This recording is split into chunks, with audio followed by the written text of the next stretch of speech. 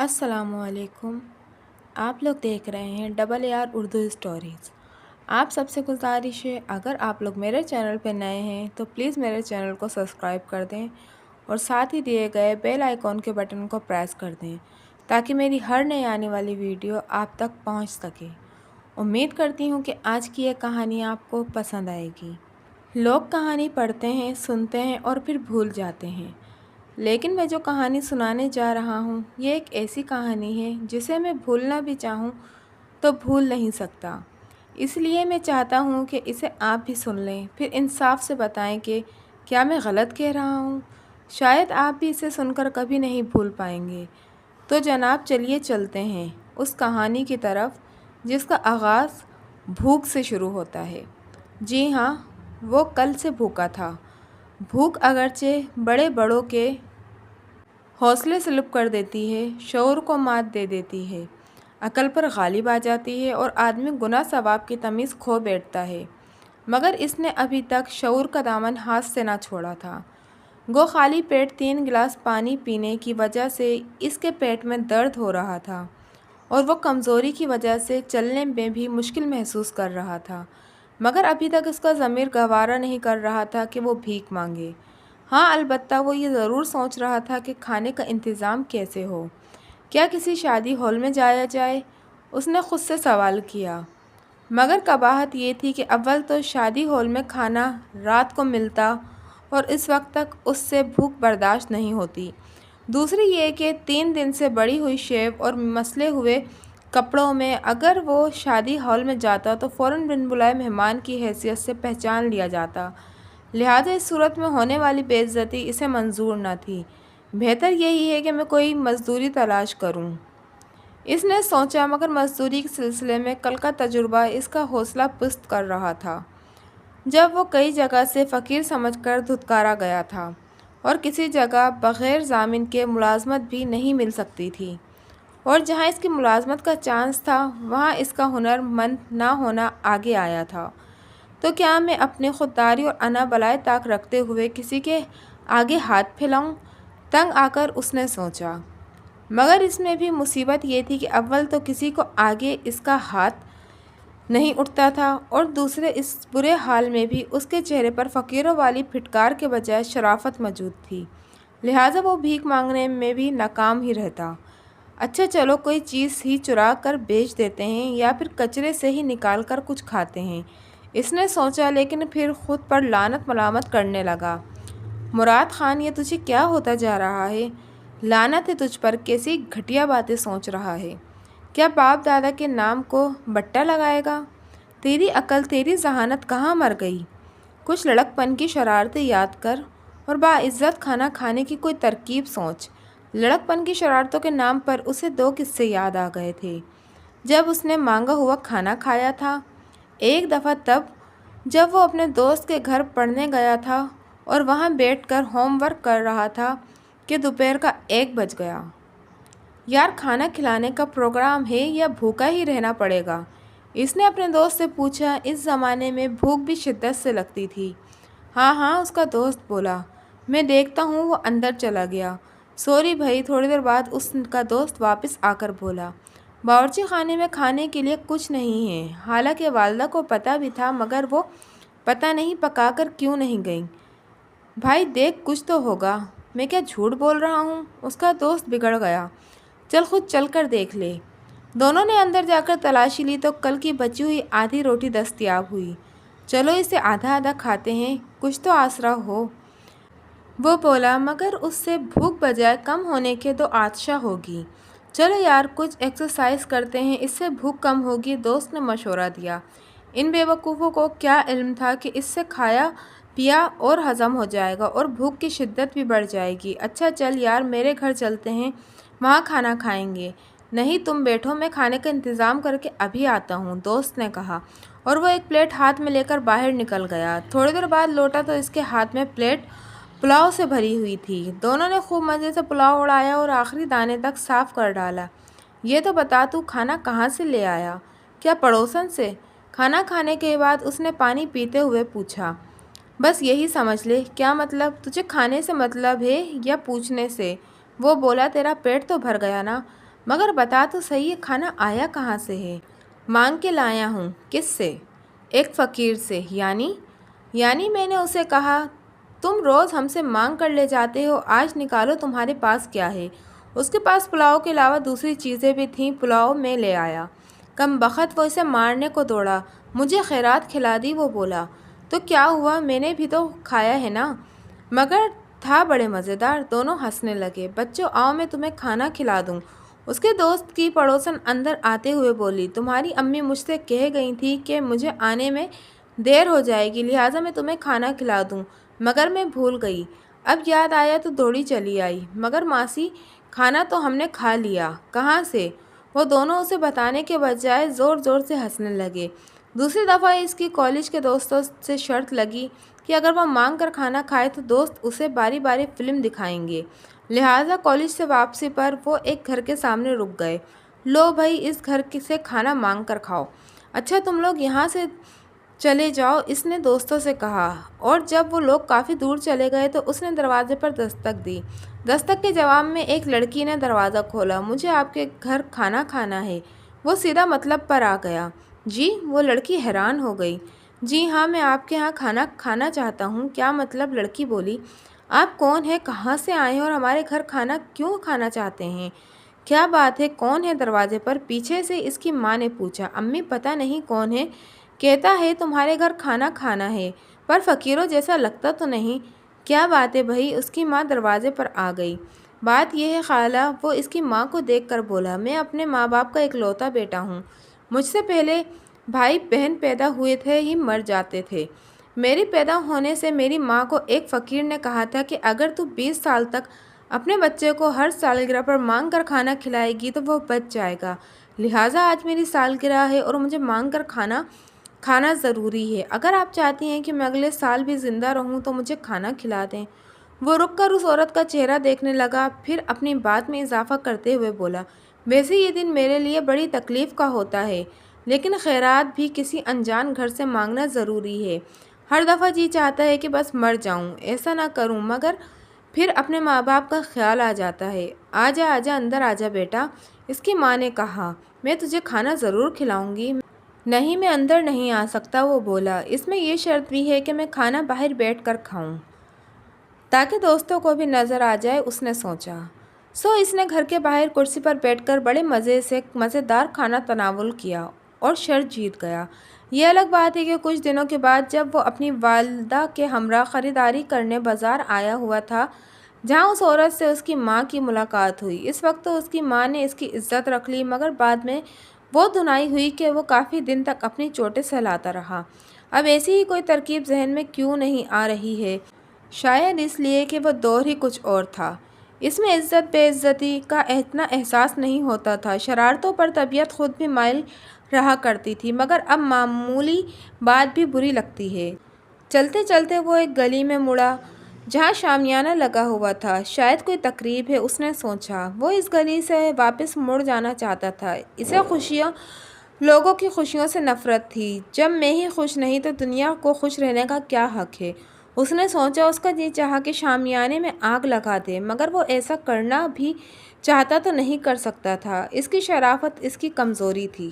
میں اتنا تو کر سکتا ہوں کہ دنیا کی خوشیوں سے دور رہوں، اس میں شامل نہ ہوں، اس کے بارے میں نہ سوچوں۔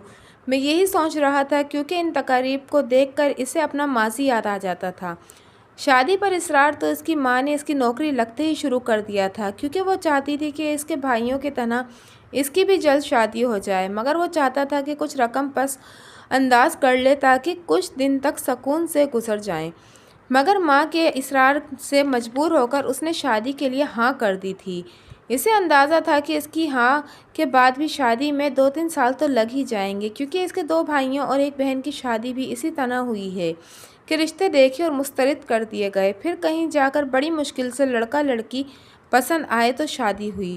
اس نے سوچا تھا کہ پہلے تو ایک شخص کو لڑکی پسند کرنا ہوتی ہے، اب تو ماشاءاللہ 4 خواتین ہیں، لہٰذا اتفاق رائے بڑی مشکل سے ہوگا اور اسے اسٹیبلش ہونے کے لیے 2-3 سال مل جائیں گے، مگر حیرت انگیز طور پر ان لوگوں کو پہلی ہی لڑکی اس قدر پسند آئی کہ فوراً ہی منگنی کر ڈالی تھی، اور منگنی ہوتے ہی لڑکی والوں کے 1000 اصرار پر انہیں جلد شادی کرنا پڑی اور یوں چٹمنگنی پٹ بیاہ کے مقاصد 6 ماہ کے اندر ہی وہ شادی شدہ ہو گیا تھا، کیونکہ اس بات پر اسے شدت سے یقین تھا کہ جہاں نصیب ہو شادی وہیں ہوتی ہے۔ لہٰذا نہ تو خود اس نے لڑکی کو دیکھا تھا، بلکہ اگر گھر والوں نے فوٹو وغیرہ کے ذریعے اسے دکھانے کی کوشش بھی کی تو اسے منع کر دیا تھا اور اس سسپینس کو سہاگ رات تک برقرار رکھنا چاہتا تھا۔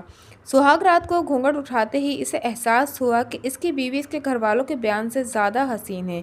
شادی کے 2-3 ماہ میں ہی اس کے طور طریقوں، محبت اور سغڑاپے نے اس کے گھر والوں کو تو گرویدہ ہی کیا تھا، مگر اسے تو جیسے دیوانہ ہی بنا ڈالا تھا۔ کبھی کبھی اسے احساس ہوتا کہ جیسے اس کی بیوی کی محبت میں بناوٹ ہے، خلوص میں کچھ کمی ہے، مگر اسے وہم سمجھ کر اس احساس کو جھٹک دیتا۔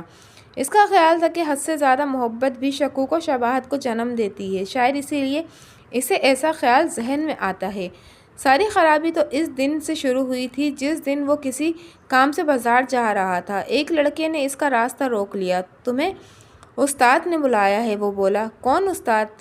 چلے چلو، تمہیں خود ہی پتہ لگ جائے گا۔ مجھے نہیں جانا، وہ بولا، میرا کسی استاد سے کوئی تعلق نہیں ہے۔ جانا تو تمہیں ہے، وہ بولا، ایسے نہیں تو ایسے ہی صحیح۔ اس نے قمیض اٹھا کر شلوار میں ارسا ہوا ریوالور دکھایا۔ چلو۔ اسلحہ دیکھتے ہی وہ نرم پڑ گیا تھا۔ سارے راستے وہ اپنے اس اچانک بلاوے کی وجہ سوچتا رہا، مگر اسے دور دور تک اپنا کوئی قصور یا کسی اشارے سے اپنا تعلق یاد نہیں آ رہا تھا۔ اس وقت تو اسے بڑی حیرانی ہوئی جب وہ اسے اس کے سسرال کے محلے کی طرف لے چلا۔ شاید میرے سالوں کا کوئی مسئلہ ہو، اس نے سوچا۔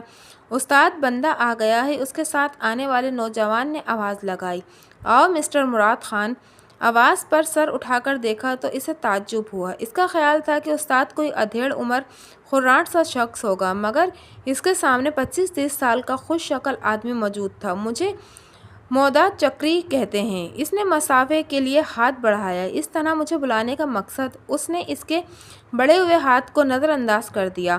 میں تو چاہتا تھا تم سے شریف آدمیوں کی طرح بات کروں۔ وہ اپنے ہاتھ نظر انداز کرنے پر بھڑک اٹھا۔ مگر تم ایسا چاہتے ہو تو ایسا ہی صحیح۔ وہ خاموش ہو گیا۔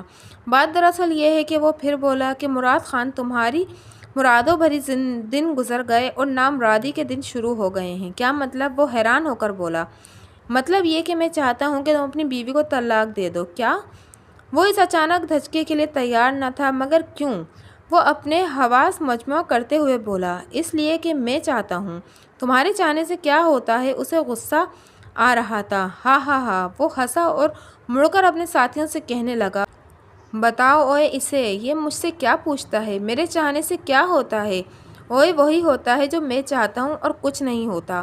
مگر اس دفعہ ایسا نہیں ہوگا، وہ ضبط کرتے ہوئے بولا۔ یہ تو تمہیں پتہ لگ جائے گا کہ کیا ہوگا، وہ بولا، مگر میں تمہیں 3 دن کی مہلت دے رہا ہوں، اس عرصے میں سوچ کر طلاق دے دو، ورنہ… وہ خاموش ہو گیا اور سنو اور وہاں سے چلنے لگا تو مودا بولا، یہ وقت صرف تمہیں فیصلہ کرنے کے لیے دے رہا ہوں، کوئی چکر چلانے کو نہیں، ورنہ میرا نام بھی مودا چکری ہے اور بڑے بڑوں کو چکر دے دیتا ہوں۔ پر بتاؤ، میرے ساتھ ہی چکر ہو گیا؟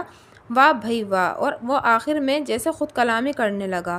وہاں سے واپسی پر اس نے سارا معاملہ اپنے گھر والوں کے سامنے رکھ دیا تو وہ بھی فکر مند ہو گئے اور انہوں نے اپنی واقفیت کے تار ہلائے تو علم ہوا کہ مودا چکری سیاست دانوں کا چہیتا بدماش ہے، لہٰذا اس کے خلاف کوئی بھی کارروائی مشکل ہے۔ اس کے صرف 2 ہی حل ہیں، یا تو اسے مار دیا جائے یا خود بھاگ لیا جائے۔ اسے مارنا تو ویسے بھی کوئی کم کا کام نہیں تھا اور بھاگنے کی کوشش بھی بہت مشکل تھی، کیونکہ ہر وقت 2 آدمی اس کے گھر کی نگرانی پر مامور تھے۔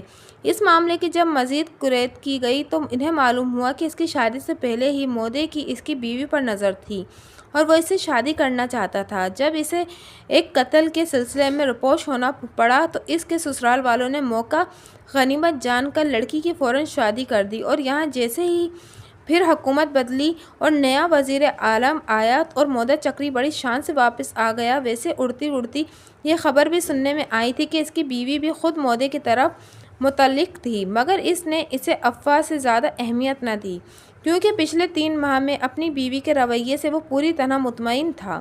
ان 3 دنوں میں گھر کا ماحول بڑا ٹینشن تھا۔ اس کے گھر والے متفکر ادھر ادھر رابطے کرتے رہے کہ کسی طرح یہ مسئلہ حل ہو جائے۔ اس کی بیوی شرمندہ، خوف زدہ اور نظریں جھکائے پھرتی رہی۔ یہ نہیں تھا کہ ان کے درمیان اس مسئلے کی بات ہی نہ ہوئی ہو، کیونکہ اس نے پہلے ہی دن اپنی بیوی سے پوچھا تھا کہ یہ کیا چکر ہے۔ وہ کمینہ مجھے آتے جاتے روکتا تھا اور مجھ سے شادی کرنے کو کہتا تھا۔ میں تو سمجھتی تھی کہ اس نے میری جان چھوٹ گئی، مگر وہ رونے لگی۔ تم فکر نہ کرو، ابھی میں موجود ہوں۔ آپ کیا کریں گے؟ مجھے طلاق دے دیں گے؟ میں کسی بھی قیمت پر تمہیں طلاق نہیں دوں گا۔ ہاں، اگر تم خود چاہو تو۔ میں ایسا ہرگز نہیں چاہتی۔ اس کی بیوی نے اس کی بات کاٹ دی۔ تو پھر ایسا ہرگز نہیں ہوگا، چاہے وہ مجھے جان سے ہی کیوں نہ مار ڈالے۔ میرے لیے اپنی جان سے نہ جانا، تمہیں مجھ جیسی اور مل جائیں گی۔ مجھے بزدلی کا درس مت دو۔ وہ اس کی بات پر چڑھ گیا۔ پھر اس معاملے پر ان کے درمیان کوئی بات نہ ہوئی تھی۔ تیسرے دن وہ گھر والوں کے روکنے کے باوجود گھر سے نکلا تھا اور گھر والوں کو کہیں اور کا کہہ کر سیدھے مودی چکر کے اڈے پر جا پہنچا۔ آؤ بھائی نامراد خان، وہ طنزیہ انداز میں بولا، لگتا ہے تم نے فیصلہ کر لیا ہے جو اتنی جلدی آ گئے ہو، ورنہ تمہارے پاس شام تک کی مہلت تھی۔ ہاں، میں نے فیصلہ کر لیا ہے اور میں طلاق نہیں دوں گا۔ میں تمہیں یہی بتانے آیا ہوں۔ اب آ ہی گئے ہو تو پھر واپس جانا بھول جاؤ۔ وہ بولا، مودا چکری زیادہ وقت نہیں دیا کرتا۔ اوئے باندھ لو اسے، وہ اپنے ساتھیوں سے بولا۔ اس کے ساتھیوں نے اس کی مزاحمت کے باوجود اسے باندھ لیا۔ سنو، مودا بولا، میں تمہیں سیدھے سادے قتل بھی کر سکتا تھا، بلکہ تمہیں ایسا غائب کرتا کہ دنیا تمہیں ڈھونڈتی رہتی، مگر میرے پاس سفارش آئی ہے تمہیں جان سے نہیں مارنا، اس لیے تم زندہ ہو، ورنہ تمہاری بیوہ سے شادی کرنا کیا مشکل ہوتا۔ چلو بچوں کی طرح بیوی کو طلاق دے دو اور گھر جاؤ۔ وہ بولا، تم جو مرضی کر لو، میں اسے طلاق نہیں دوں گا۔ استاد، ان میں سے ایک بولا، طلاق کی کیا ضرورت ہے، ہم لڑکی بھی اٹھوا لیتے ہیں۔ الو کے پٹھے، مودے نے اسے تھپڑ جڑ دیا۔ میں اس سے شادی کرنا چاہتا ہوں، آخر شرع بھی کوئی چیز ہے۔ چلو جلدی سے اسے طلاق کے الفاظ نکلواؤ۔ شام تک وہ اس پر تشدد کرتے کرتے تھک گئے۔ اس کے جسم کا جوڑ زخمی تھا، ناک سے نکسیر بہہ رہی تھی، سر پر لگنے والی ضربوں نے اس کے حواس کو ڈگمگا دیا تھا، پسلی میں شدید درد تھا، شاید ٹوٹ گئی تھی، ٹانگیں تو اس کی اپنی نہیں رہی تھیں، مگر یہ پھر بھی طلاق دینے پر راضی نہ تھا۔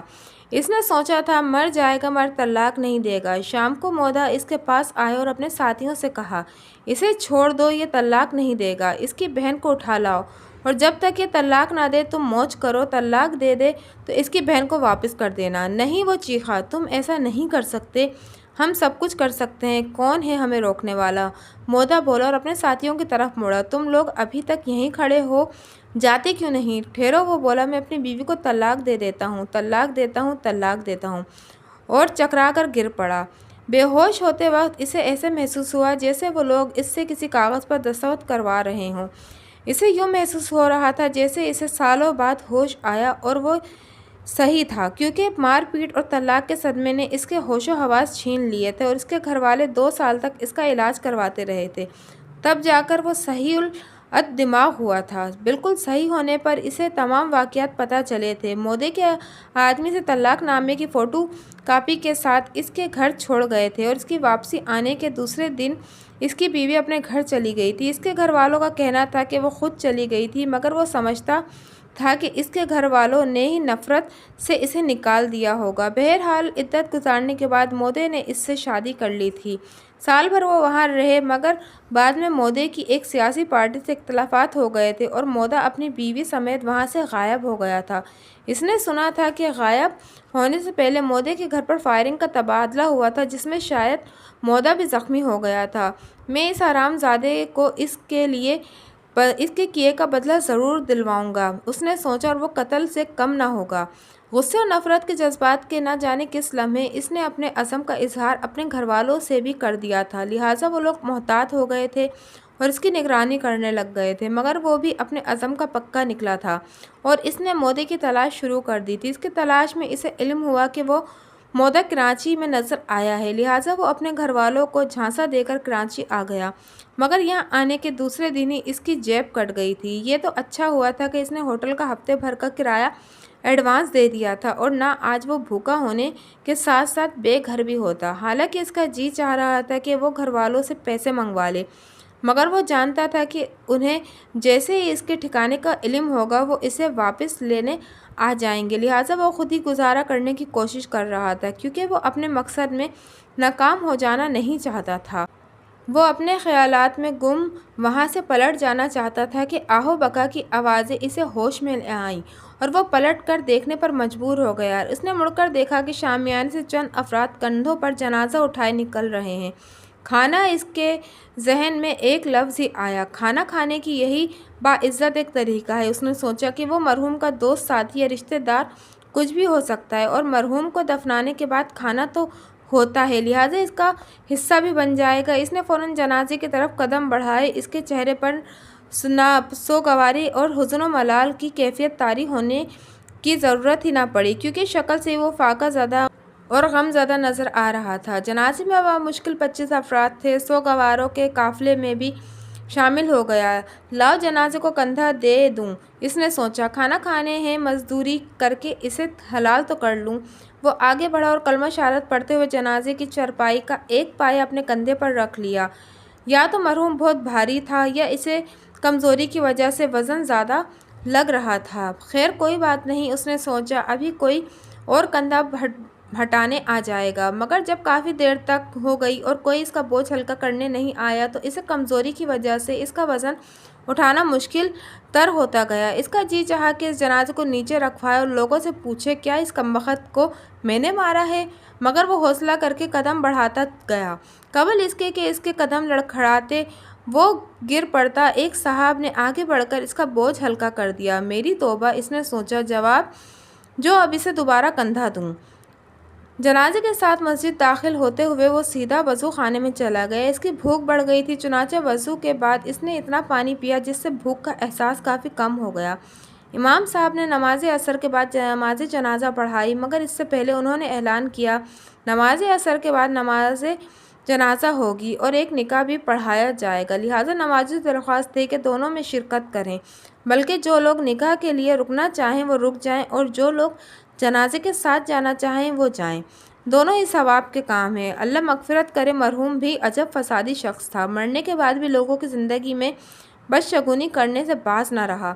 اس نے سوچا، اب جس کا نکاح پڑھایا جائے گا، اس کی ازواجی زندگی اگر خوشگوار نہ گزری تو وہ یہ ضرور کہے گا کہ پہلے ہی بدشگونی ہو گئی تھی، ہم خوش کیسے رہتے۔ ہو سکتا ہے وہ اس کا الزام بھی بیوی پر رکھ دے اور کہے، مجھے تو پہلے ہی اس دن اشارہ ملا تھا کہ میں یہ شادی نہ کروں، میں خوش نہیں رہوں گا، مگر میں پھنس ہی گیا تو کیوں کر لی۔ بیوی کہے گی، میرے تو اور بھی رشتے آئے تھے، تم سے شادی کر کے تو میری بھی قسمت پھوٹ گئی۔ امام صاحب کی تکبیر سن کر اسے ہوش آیا اور اس نے جلدی سے نیت کر کے تکبیر پڑھ کر ہاتھ باندھ لیے۔ نماز پڑھنے میں اسے ذرا بھی مزہ نہیں آیا۔ اس کے خیالات روٹی کے گرد چکراتے رہے اور وہ سوچتا رہا کہ امام صاحب خواہ مخواہ نماز لمبی کرتے جا رہے ہیں۔ اسے اپنی زندگی کی یہ طویل ترین نماز لگی، بلکہ نماز جنازہ کے بعد امام صاحب کی لمبی دعا بھی اسے ناگوار گزر رہی تھی، کیونکہ بھوک کے ساتھ اسے اب پیشاب کی حاجت بھی ہو رہی تھی۔ اتنا پانی جو پیا تھا، اس نے آخر کام تو دکھانا ہی تھا۔ دعا ختم ہوتے ہی لوگ مرحوم کا چہرہ دیکھنے اور جنازہ اٹھانے کو چلے اور وہ پیشاب سے فراغت حاصل کرنے بھاگا۔ اسے ڈر تھا کہ اگر دیر ہو گئی تو لوگ جنازہ لے کر چلے جائیں گے اور وہ رہ جائے گا، لہٰذا فوراً ہی واپس آ گیا۔ قبرستان میں میت کو قبر میں اتارنے کے بعد جب لوگ مرحوم کا آخری دیدار کر رہے تھے تو اس میں دلچسپی نہ تھی، مگر پھر بھی سوچا، لاؤ میں بھی مرحوم کی شکل دیکھ لوں، آخر اس کی کمائی کھانا ہے۔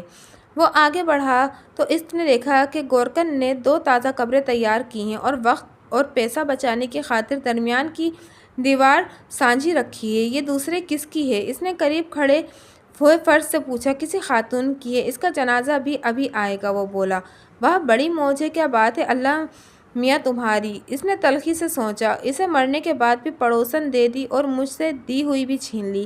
اس کے آگے کھڑے ہوئے شخص نے سائیڈ میں ہو کر اسے بھی مرحوم کا آخری دیدار کرنے کا موقع دیا تھا۔ وہ آگے بڑھا اور جیسے اس کی نظر مرحوم کے چہرے پر پڑی، اسے جیسے شوق لگ گیا۔ یہ تو وہی مودا چکری تھا، جاتے جاتے بھی چکر دے گیا۔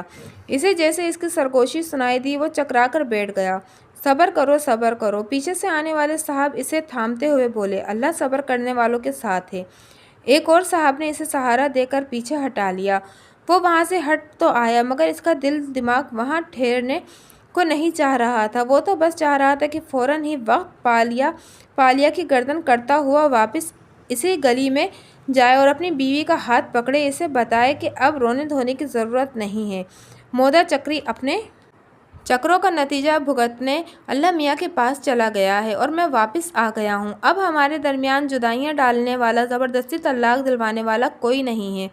तुम अब भी मेरी बीवी हो, क्योंकि ज़बरदस्ती की तलाक तलाक नहीं होती। और इसके बाद सीधा अब इसे अपने घर वापस ले जाऊँ। इसे लोगों पर गुस्सा आ रहा था कि वो शख्स को दफन करने में इतनी देर क्यों लगा रहे हैं, जल्दी जल्दी मिट्टी डालकर गड़ा क्यों नहीं भर देते। ये शख्स था इसी काबिल, वो तो बुरा था तो क्यों बुरा बन रहा है, इसने सोचा। कब्रिस्तान से वापसी पर वो सीधे वहीं आए थे, वो भी लोगों के हमरा बाहर बिछी हुई यूं दरियों पर बैठ गया।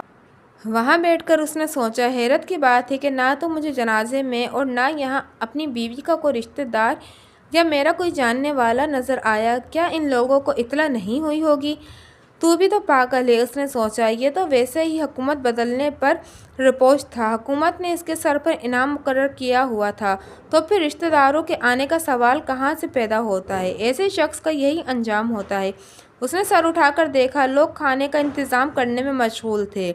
नीचे फर्शी दस्तरखान लगाकर प्लेटें लगा दी गई थीं और दरमियान में तसलों में चने का पुलाव रखा जा रहा था। इसके पड़ोसी बड़े अच्छे हैं, उसने सोचा। वैसे ऐसे अब हैरत हो रही थी कि खाना देखकर इश्तिहार बढ़ने के बजाय भूख का एहसास जैसे यकदम ख़त्म हो गया था।